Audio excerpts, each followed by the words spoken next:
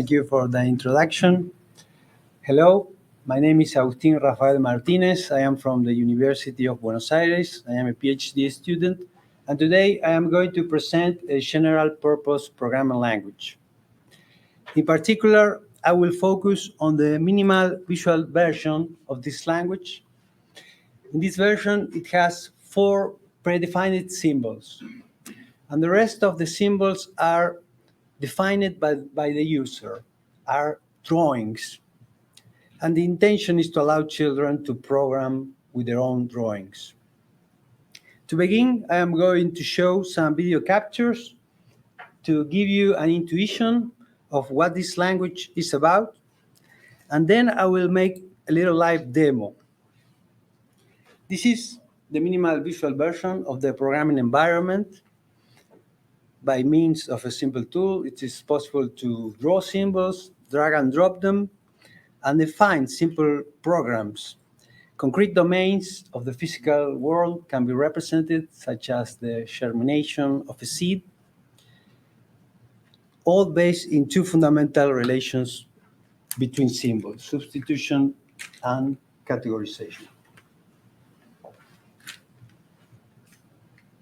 Here in my hand, I have magnetic blocks. They belong to my son. And he plays with them since he was 3 years old. Today, he's 10, and he continued to play with these blocks. What I like about them is that they fit together by their smooth size. They don't have the usual sockets of other building blocks.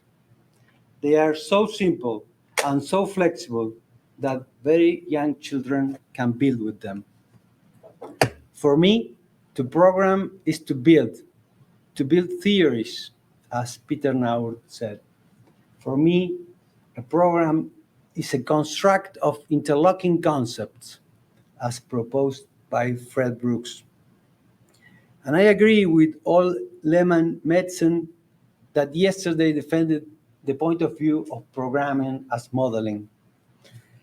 The name of the project is Representar, which in Spanish means to represent. This highlights the vision of the project. To program is to create epistemic representations of knowledge. I set out to build programs with the flexibility with which we put together these magnetic blocks, one next to the other.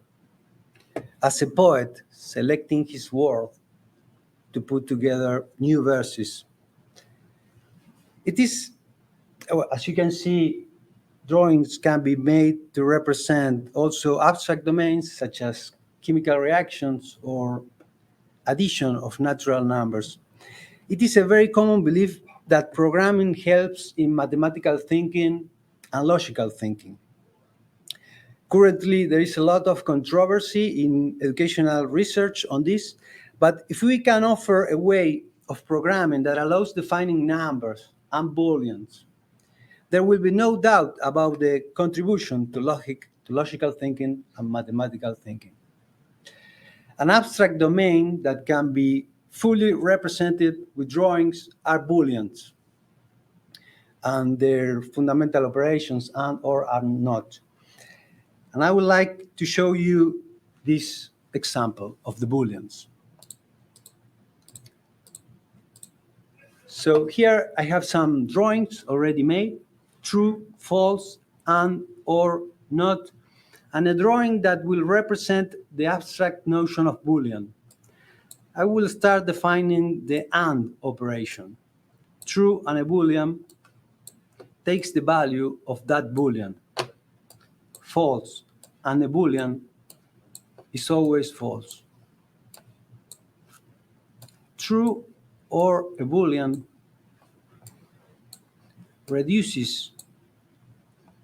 it's always true, and false or a Boolean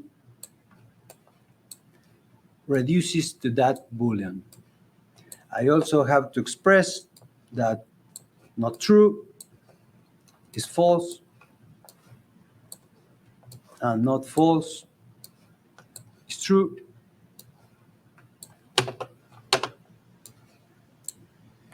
And to end this model, I have to express that this drawing is an abstract notion of Boolean. And for that, I will define that true is categorized by Boolean and also false.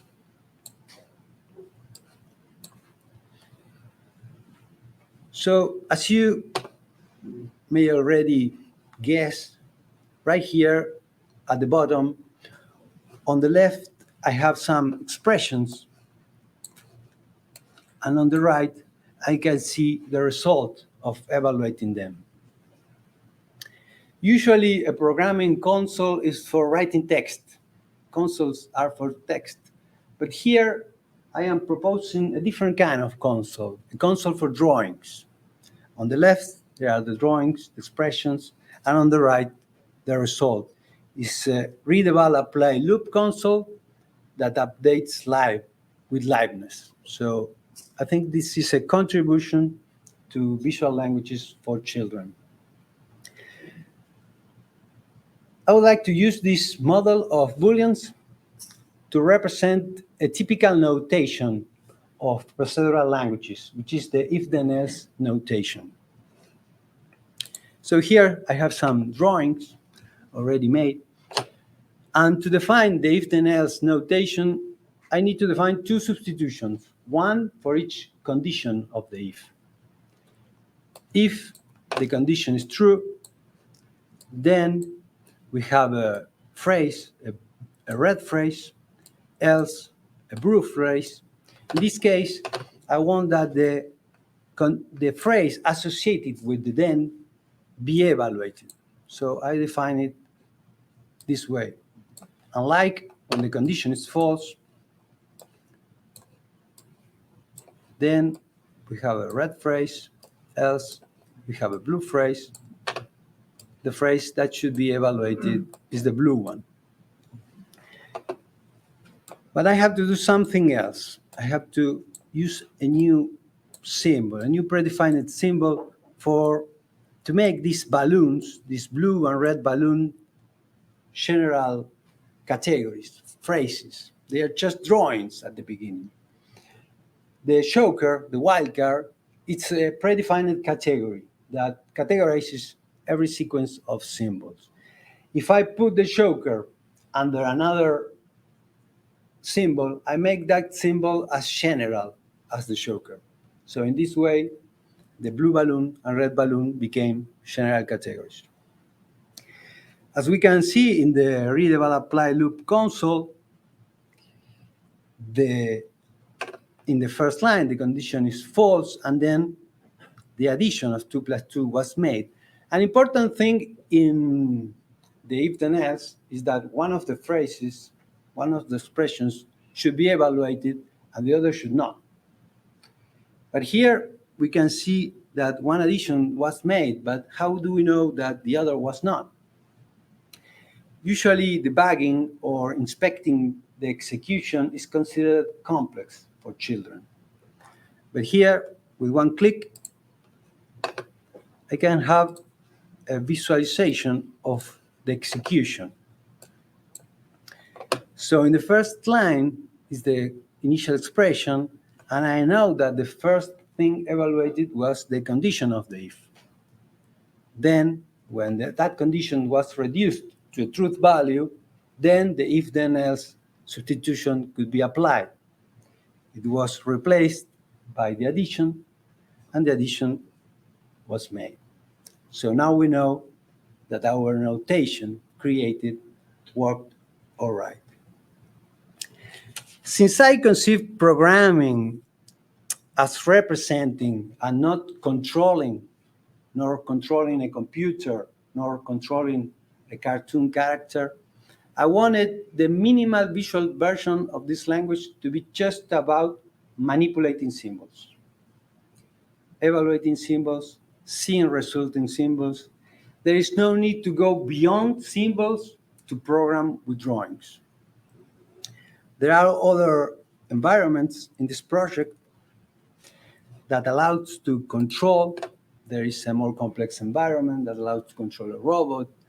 Within it is possible to define typical behaviors in educational robotics, such as going to the light and avoiding obstacles, and combine those behaviors in more complex behaviors. I have shown how to define categories, such as Boolean. So the language does not need to provide predefined types, but rather allows them to be created.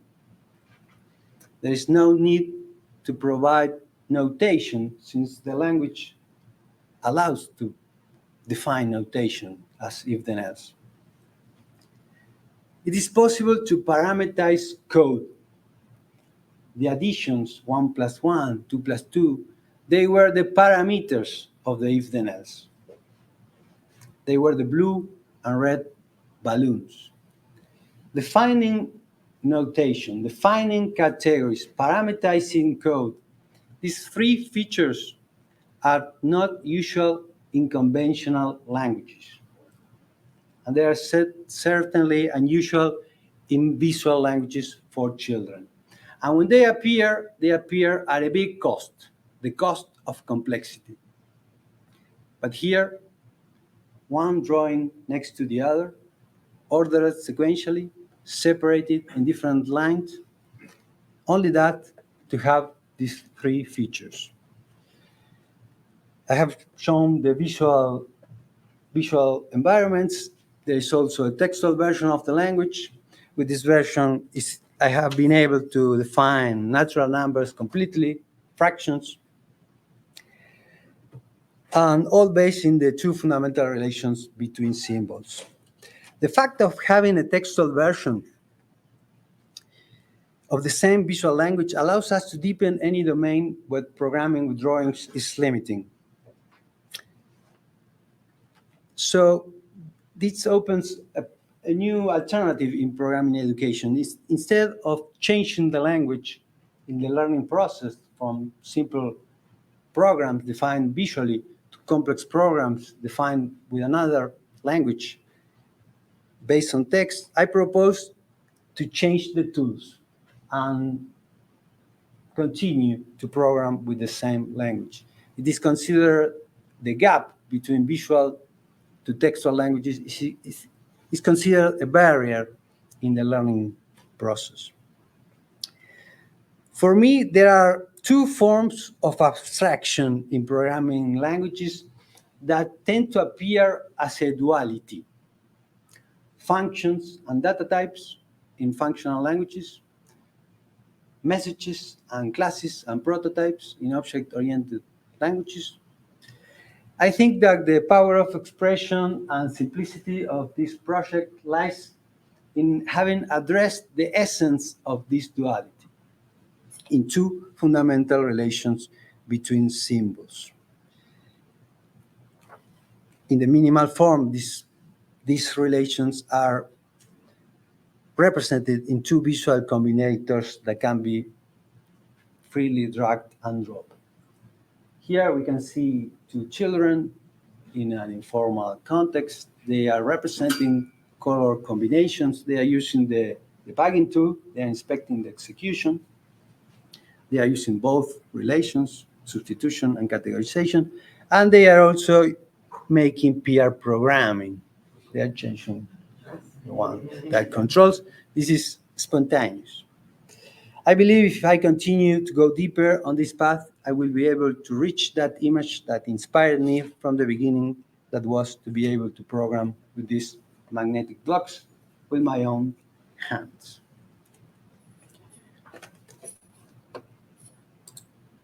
Here, I will show you a photo montage.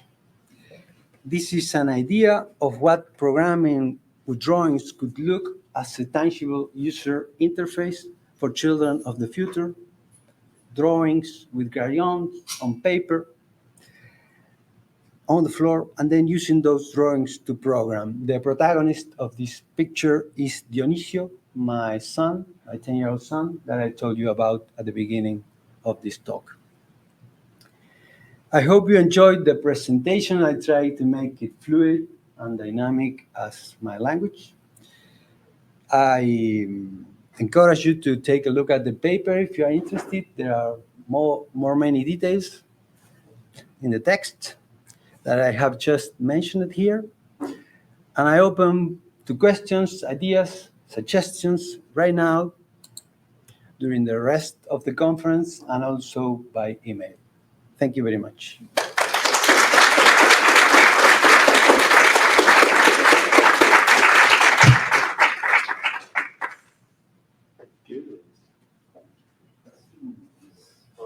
Still not working. Sorry. Oh, no problem with that. I'm tired. Good, go for it. So, in the text representation, we see that you have parentheses. But in the graphical representation, the if managed to understand that 1 plus 1 was, parenthesized as a sub-tree of the if expression. How does that work? Well, I make it simple. The answer.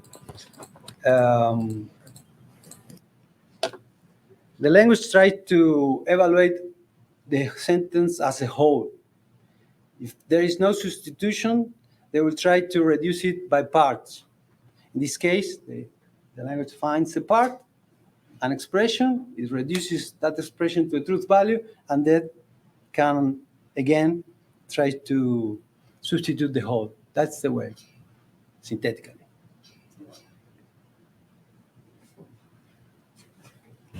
You're closer. Thank you. Is it working? Oh yes. Yeah. Thank you for your presentation. I have a related work question, which that I'm familiar with some other systems like Lego Mindstorms or the video game Baba Is You that have similar systems of block manipulation for things that are like programming or logical languages. And I was wondering either if those were a source of inspiration for you, or if you have, or if you had some goal in mind of differentiating your work from those systems, and you think there's something this does that those other systems don't do as well.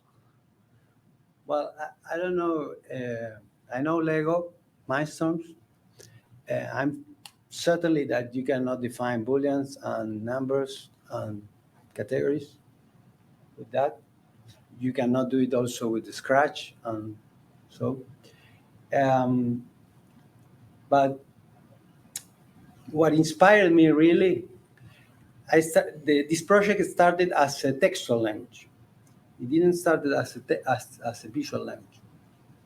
The process of creating took me to simplify tools and to arrive to this minimal visual version I presented at the beginning. For instance, the robotic version was the first visual version, very more complex. And then I tried to simplify. Trying to answer your question, we can continue. So with coffee, I think there are the things I mentioned, defining categories, defining notation, and parameterizing code. These particular elements that belongs to this language are not present in other visual tools for children. Thank you. Thank you. I'm going to run over here. Sorry. There you go. Thank you. Try to maximize time. Thanks. I was just wondering if there's any form of, first of all, I want to say that this is amazing. And next I'll ask, is there any form of type checking, or what would happen if you write if to then? What would the user see? This is a dynamic language and at a level higher than previous languages that are dynamic. So there's no type check at all. Mm-hmm. Every expression is valid and can be executed. If someone writes an expression and does not respect previous notations that were expected to be used, it will be evaluated. If there is no substitution to reduce it, then the answer will be the same expression that was evaluated at the beginning. So, and a continuation, what would happen if there were two different possible executions? the there could be more than one substitution that could be applied to expression. And in this case, well, there is a criteria. I tried to simplify the question of him. That was regarding also on that. He tries to evaluate the whole, but maybe when the whole could be more than one substitution to replace it. In this case, there are a priority that can be regarding how many exact terms is the original phrase with the expression, with the substitution, and in that way the substitution is chosen. This is explained in the paper, of course. Yes. Thank you very much for showing this. So those icons looks like sort of done semi-professionally. Those are not done by children. And from my experience with working with children to do this kind of stuff, if there's a painting to some children tend to sort of cannot escape from the drawing part, but not the programming part. And there must be some balance you have to strike when you do it with actual children. Escape. So you cannot escape. I mean, no, the children. It's a there's a for children. There's a to draw outside, but yeah, there's a children needs some children need some nudging to move on to sort of the what we think more interesting part, which is combining those. But sometimes children can keep drawing forever, and so there must be some balance. So I'd like to hear your experience with it. I believe that the examples of Booleans, natural numbers, they are complex examples that can be made by children in an educational context, guided by a teacher, not by themselves. Of course, they can do by themselves simple things as the one I show on the video, thinking about how they combine colors. They know very well that domain, so they can represent it. But when the domain is complex, in the case of numbers, I am representing the addition basing on the basis of the previous and next relation between numbers. That has to do with piano actions, so it is a little complex. It is very simplified, and it takes some drawings. They don't need to know piano and the actions, but there is a complexity and to be addressed in a context. Yeah, thank you for a very cool and interesting presentation. I was wondering about associativity in this. So, for instance, if you want to introduce minus as an operator, you would want some you would want it to start evaluating one of these before the other. If you have 1, -2, -3, or something like that. Do you have any thoughts on that, or is this possible to do currently? I guess I understand the question, but I'm not sure. When there is an expression, an algebraic expression, usually languages use an order to evaluate them. And the order has to do with the language syntax. For instance, I'm using here Smalltalk, and it has an order of evaluation. And if you want to change that order, you have to add parentheses. Here, in the textual version,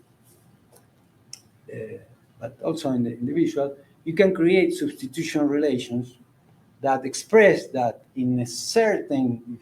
for a certain pattern, the operation that should be evaluated first is, let's say, multiplication, and then addition or subtraction. So this is being made on the textual version. On the textual version, the syntax extends a little bit.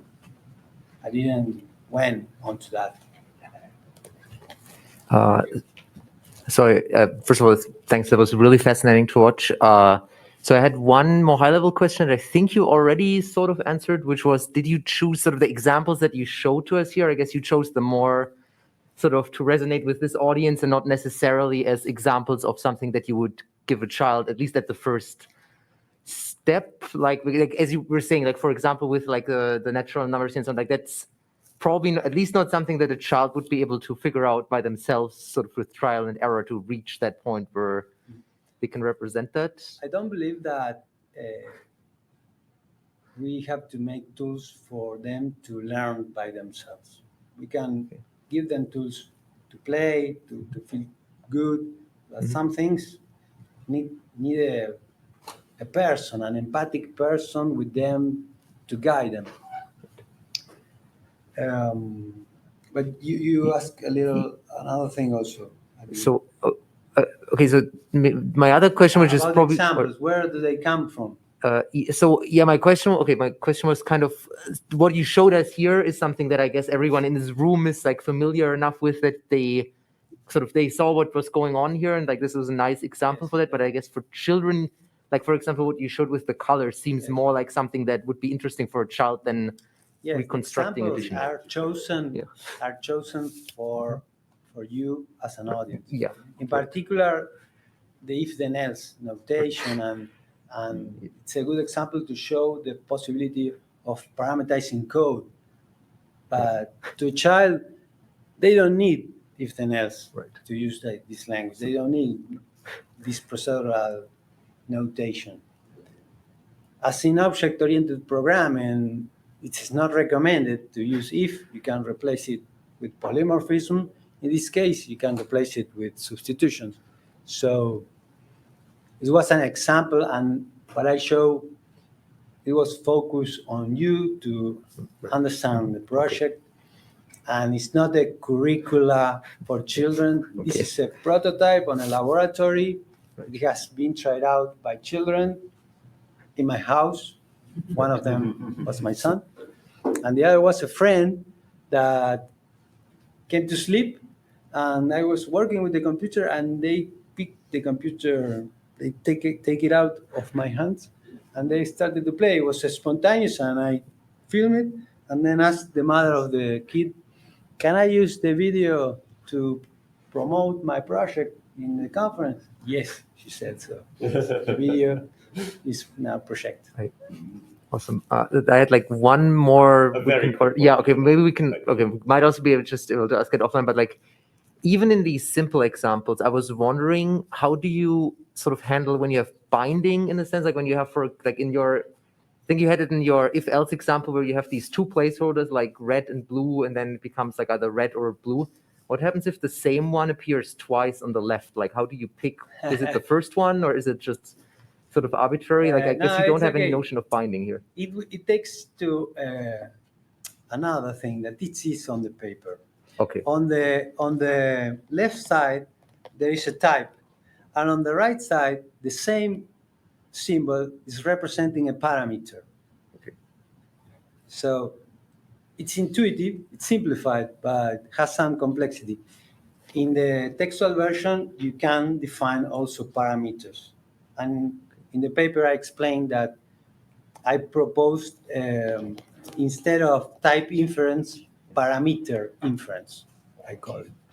So it's what is happening right here. Thank you very much for your question. Thank you all. Let's thank the speaker again.